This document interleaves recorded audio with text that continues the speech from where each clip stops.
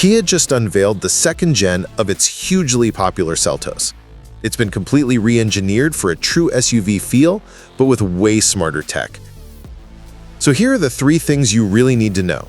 First, the redesign is bold and spacious. It has a wider stance and this cool star map lighting up front. Inside, the cabin feels incredibly open, mainly because a new gear shifter frees up all that center console space. Plus, you get a huge panoramic sunroof and customizable 64-color mood lighting. Second, the powertrain options are really versatile. The top engine is a 1.6-liter turbo, pushing out nearly 200 horsepower through an 8-speed automatic. For more capability, you can get all-wheel drive with special modes for snow, mud, and sand.